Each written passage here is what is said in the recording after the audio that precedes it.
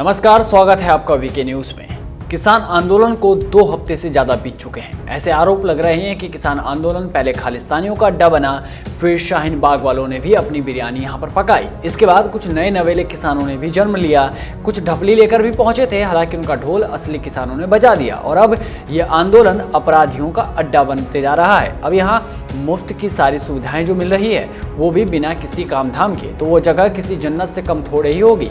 खाने को बिरयानी और पिज्जा है, सोने के लिए वाटरप्रूफ टेंट है, नहाने धोने का भी पूरा इंतजाम है। कुछ नहीं करना, बस पगड़ी पहननी है और मोदी सरकार को 4 गाली देते हुए दावत लूटनी है। और ऐसे ही दावत खोरों में से एक को यूपी पुलिस ने पकड़ लिया। अब इसे ही तो कहते हैं बेगानी शादी में अब्दुल्ला दीवाना। जी हाँ, ये अब्दुल्ला नकली किसान बनकर किसान आंदोलन में शामिल हुआ था, जिसे यूपी पुलिस ने पकड़ लिया है। दरअसल मामला ही कुछ ऐसा है, किसानों के भेष में किस तरह से कुछ अपराधी छुपकर बैठे हैं, ये उसी की कहानी है। बता दें कि एक व्यापारी जो कर्ज के बोझ तले डूबा हुआ था और मांगने वालों से इस कदर परेशान था कि भेष बदलकर किसान आंदोलन में जाकर छिप गया। व्यापारी का नाम परवीन है और वो मूल रूप से मुरादनगर का रहने वाला है। वो 1 दिसंबर से ही गायब था। जहां लेनदार उसे ढूंढ रहे थे, वहीं परवीन किसान बनकर मुफ्त में लंगर खा रहा था। यूपी पुलिस ने परवीन को गाजीपुर गाजियाबाद बॉर्डर से गिरफ्तार किया है। मीडिया रिपोर्ट्स के मुताबिक इससे पहले भी वो एक बार घर से लापता हो चुका था, लेकिन कुछ दिन बाद वापस लौट आया। घर वालों को लगा कि वो फिर से लौट आएगा, पर ऐसा नहीं हुआ। इसलिए उन्होंने घटना की शिकायत 12 दिसंबर 2020 तक दर्ज ही नहीं कराई थी। इस घटना पर जानकारी देते हुए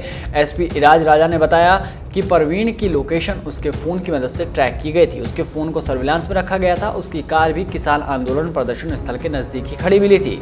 एसपी के मुताबिक परवीन ने सिखों जैसे नजर आने के लिए दाढ़ी बढ़ा ली थी, लेकिन जैसे ही वो अपनी कार के भीतर गया, हमने उसे पहचान लिया। पूछताछ के दौरान उसने यूपी पुलिस को जानकारी दी कि उस पर कर्ज बहुत ज्यादा बढ़ गया था और लोग उस पर रुपए वापस करने के लिए दबाव बना रहे थे। उससे जब कुछ समझ में नहीं आया तो उसने ये कदम उठा लिया। बेइज्जती से बचने के लिए वो दाढ़ी बढ़ाकर सिख के हुलिये में प्रदर्शन स्थल पर पहुंच गया, जहां उसे मुफ्त का खाना भी मिल रहा था। किस तरह से किसान आंदोलन अब अपराधियों का गढ़ बनते जा रहा है, वो एक चिंता का विषय है। इस आंदोलन के खेल में असली किसानों की इज्जत का फालूदा हो रहा है, पर वामपंथी और विपक्ष अपनी रोटियां सेकने में लगा हुआ है। उसे किसानों के मुद्दे से कोई सरोकार नहीं।